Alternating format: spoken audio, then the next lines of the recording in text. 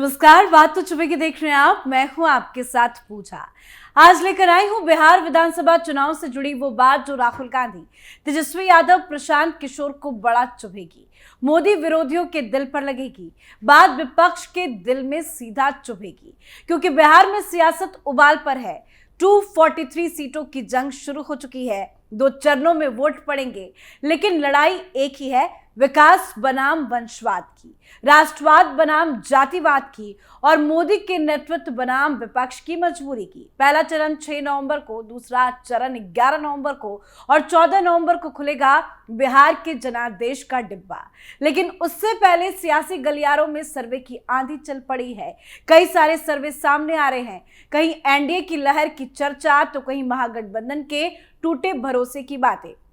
अब सवाल यह है कि क्या फिर एक बार मोदी नीतीश की जोड़ी बिहार की राजनीति में कमाल दिखाएगी या फिर लालू तेजस्वी की सियासी विरासत इस बार कोई चमत्कार कर पाएगी। तो आज लेकर आई हूं बिहार विधानसभा चुनाव का ताजा सर्वे जो महागठबंधन को बड़ा चुभने वाली है। तो चलिए शो शुरू करते हैं। बिहार विधानसभा चुनाव के पहले चरण के लिए 6 नवंबर को वोटिंग होनी है। पहले चरण में 121 विधानसभा सीटों के लिए चुनावी प्रचार 4 नवंबर यानी कि आज शाम 5 बजे थम जाएगा और उससे पहले तमाम पार्टियों के तमाम नेता धुआंधार चुनावी प्रचार में जुटे हैं। पर चुनाव के बीच में टाइम्स नाउ जेवीसी का बिहार ओपिनियन पोल सामने आया है जो इन दिनों चर्चा का विषय बना हुआ है। जेवीसी ओपिनियन पोल में एनडीए को सत्ता में वापसी का संकेत मिला है। गुड न्यूज एनडीए के लिए है और महागठबंधन के लिए बड़ा झटका है। लेकिन हाँ, तेजस्वी यादव के लिए एक अच्छा संकेत भी है। तो दिखाते हैं आपको जेवीसी का सर्वे। बिहार की 243 सीटों पर होने वाले विधानसभा चुनाव को लेकर जेवीसी का सर्वे ये कह रहा है कि बिहार में एनडीए की जीत होने जा रही है।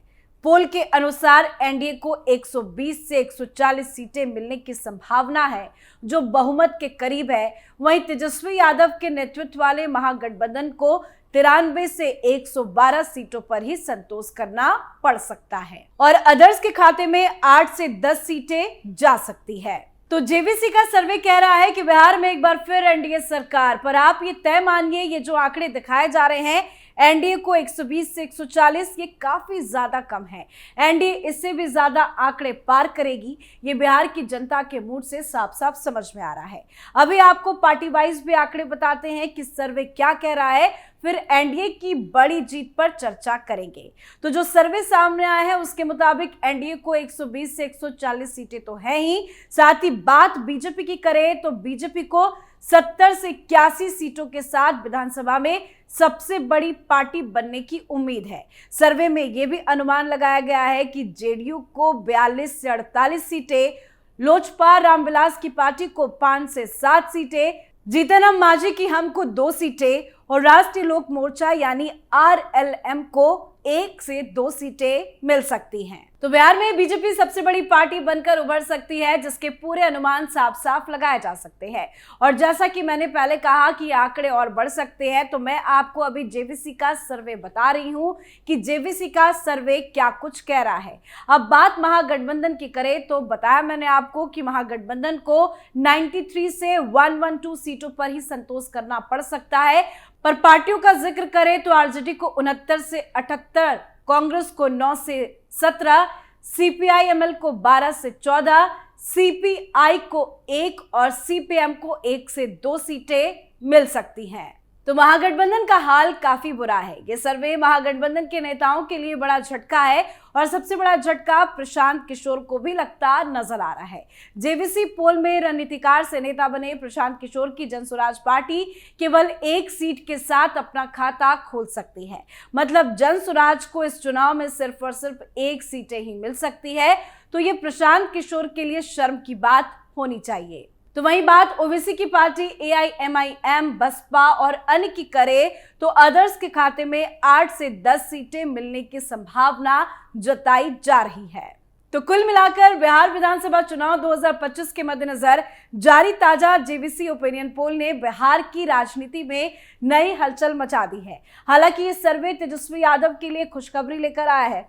सर्वे में तो महागठबंधन को बहुमत से पीछे रहने का अनुमान लगाया गया, लेकिन इस सर्वे में तेजस्वी यादव को जनता का सबसे पसंदीदा मुख्यमंत्री उम्मीदवार बताया गया है। सर्वे के मुताबिक तेजस्वी यादव को मुख्यमंत्री पद के लिए 33% जनता ने पसंद किया है। उसके बाद है दूसरे नंबर पर मौजूदा मुख्यमंत्री नीतीश कुमार, जिन्हें 29% वोटर्स ने चुना है। वहीं बात करें तीसरे पायदान की, तो तीसरे पायदान पर चिराग पासवान और प्रशांत किशोर है, दोनों को 10-10% समर्थन मिला है, जबकि डिप्टी सीएम सम्राट चौधरी और अन्य नेताओं को 5% से कम समर्थन मिला है। अब यहाँ समझने वाली बात यह है कि यह सर्वे अक्टूबर में किया गया, पर अब तस्वीरें पूरी तरह से बदल चुकी है।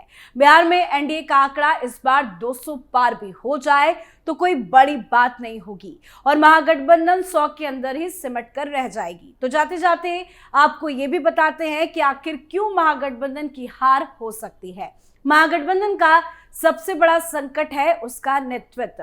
तेजस्वी यादव बार बार वही पुराने स्क्रिप्ट पढ़ रहे हैं, नौकरी देंगे, बदलाव लाएंगे, बिहार बदलेंगे, लेकिन जनता पूछ रही है कि बदलाव किससे? उन्हीं चेहरों से जिन्होंने कभी राज को जंगलराज में झोंक दिया था। नीतीश कुमार के नेतृत्व में बिहार ने कानून व्यवस्था देखी, सड़कों का नेटवर्क देखा, शिक्षा में सुधार देखा। वहीं तेजस्वी यादव का चेहरा आज भी 90 के दशक के उसी लालू युग की याद दिलाता है जब बिहार का नाम बदनाम था। जनता वही गलती दोहराने को तैयार नहीं है। साथ ही महागठबंधन के भीतर एकता का ढोल जरूर पीटा जा रहा है, लेकिन हकीकत यह है कि गठबंधन अंदर से पूरी तरह से बिखर चुका है। कांग्रेस अपने पुराने अस्तित्व के लिए तरस रही है, आरजेडी कांग्रेस को तवज्जो देने को तैयार नहीं है, वहीं वामपंथी दलों की भूमिका सिर्फ औपचारिक तौर से रह गई है। साथ ही 2025 का चुनाव नैरेटिव की लड़ाई भी बन चुका है और यहाँ एनडीए ने बाजी मार ली है। बीजेपी का कैंपेन, प्रधानमंत्री मोदी की लोकप्रियता, विकास और डबल इंजन सरकार के भरोसे पर टिका है। मोदी की सभाओं में जो भीड़ उमड़ रही है वो विपक्ष को डरा रहा है। महागठबंधन के पास ना तो कोई ठोस मुद्दा है, ना कोई प्रेरक कहानी, ना ही कोई करिश्माई चेहरा जो जनता से भावनात्मक जुड़ाव बना सके। वो नौकरी और महंगाई की बात करते हैं, लेकिन जवाब में जनता पूछती है कि जब आपके पास सत्ता थी तब आपने क्या किया? और यही सवाल महागठबंधन के नैरेटिव को धराशायी कर देता है। एनडीए ने गांव-गांव तक पन्ना प्रमुख की टीम तैनात कर रखी है, हर गांव में बूथ स्तर तक समन्वय है, जबकि महागठबंधन की हालत यह है कि कई जिलों में अब तक प्रचार की रणनीति ही तय नहीं हो पाई है। कई सीटों पर कार्यकर्ता निष्क्रिय है, कई जगह पार्टी ऑफिस ही बंद पड़े हैं। कांग्रेस के कार्यकर्ता तो साफ कह चुके हैं कि केंद्र से पैसा नहीं, स्थानीय नेतृत्व से दिशा नहीं। कहीं बीजेपी के कार्यकर्ता एक एक मतदाता तक पहुंच रहे हैं। मोदी है तो मुमकिन है का भरोसा लेकर इस जमीनी नेटवर्क का कोई मुकाबला नहीं है। बिहार की राजनीति लंबे समय तक जातियों के समीकरणों पर भी टिकी रही। आरजेडी ने यादव मुस्लिम समीकरण को ही आधार बनाया, पर अब 2025 का मतदाता जाति से ज्यादा काम देखकर वोट देता है। बीजेपी और जेडीयू ने विकास प्लस समाज का संतुलन बनाकर जातिगत राजनीति को मात दे दी है। यही कारण है कि इस बार यादव और मुस्लिम वोट बैंक में भी सेंध की संभावना है। महागठबंधन के पास कोई नया जातिगत समीकरण नहीं और पुराना फॉर्मूला अब चल नहीं रहा। एक बड़ा फैक्टर यह भी है कि महागठबंधन की राजनीति आज भी परिवारवाद में उलझी है। तेजस्वी, तेजप्रताप, मीसा सब एक ही घर से हैं और उसी घर की राजनीति पर आरजेडी टिकी है। जनता अब पूछती है कि क्या बिहार सिर्फ एक परिवार की जागीर है?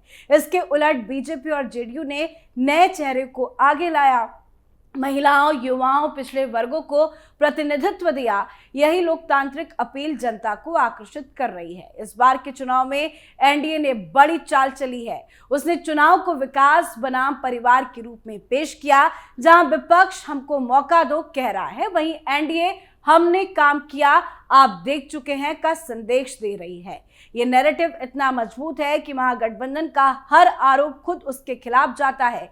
भ्रष्टाचार, नौकरी, महंगाई, सब मुद्दों का जवाब एनडीए ने जमीनी काम से दे दिया है। तो कुल मिलाकर इस बार चुनाव 2025 में हवा साफ है। एनडीए मैदान में आत्मविश्वास के साथ उतर चुका है, जबकि महागठबंधन के तंबू में बेचैनी, कंफ्यूजन और हार का डर पसरा है।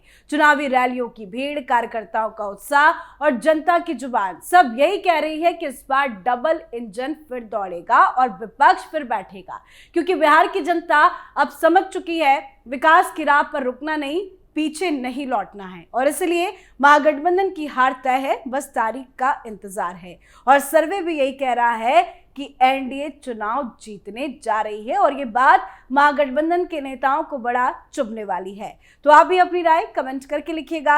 आपको क्या लगता है, बिहार चुनाव के नतीजे क्या होंगे? आप अपनी राय जरूर लिखिएगा। देखते रहिए कैपिटल टीवी। नमस्कार।